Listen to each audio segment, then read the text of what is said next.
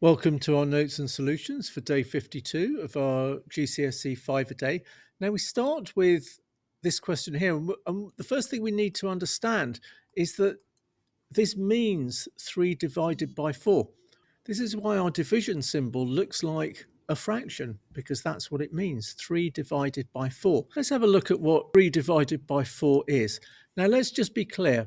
This is not 4 divided by 3, it's 3 divided by 4. And students struggle a little bit with this.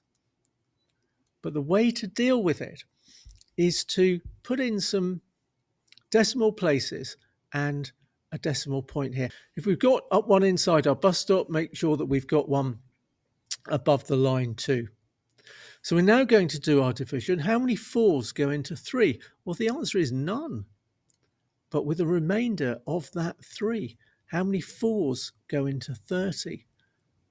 7. 4 sevens are 28. So there's a remainder of 2. How many 4s go into 20? The answer is 5. Now that may have been quite familiar to some of you, and you went, oh yeah, 3/4 is 0.75. But we can now see how we can do that division for any fraction that we're asked to. And the nugget for you to go and practice there is 8.06. Okay, well, we're asked to write this fraction as a percentage. Well, hold on. Percentages are fractions, aren't they? But they're just out of 100. So we've got an exercise here in equivalent fractions, and we have to do the same thing to the top as we do to the bottom. What's happened to the bottom here? How did we get from 25 to 100? We multiplied by 4. So we've got to do the same thing on the top.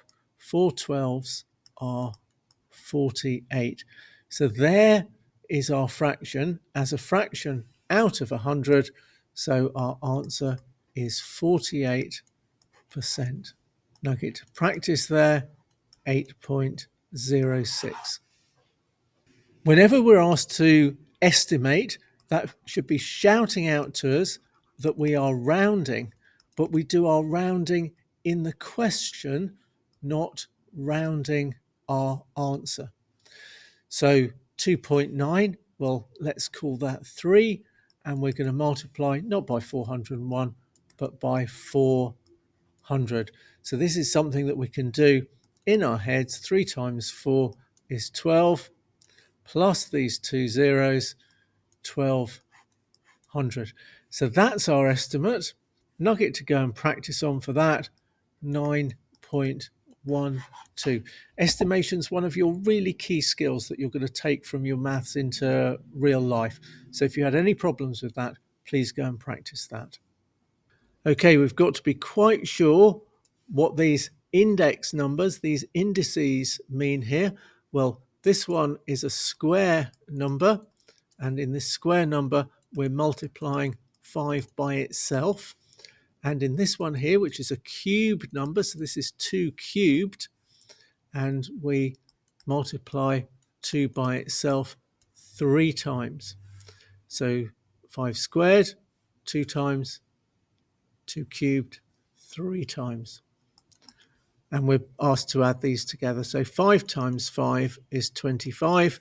2 times 2 is 4, times 2 again is 8. Let's add those together.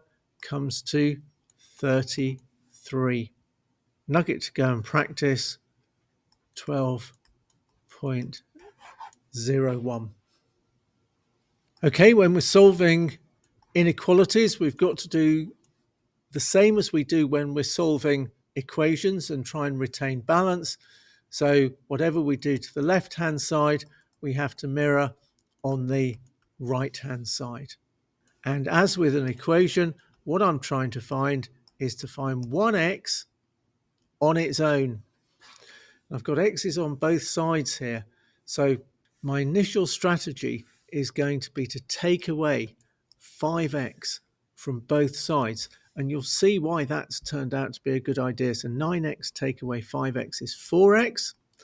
I still have 4 here. Now, my 5x take away 5x means that these x's here have disappeared, and I'm just left here with my negative 14. So everything's a little bit simpler here because my x's are on their own. But they're a bit messed about because I've got this plus 4 here.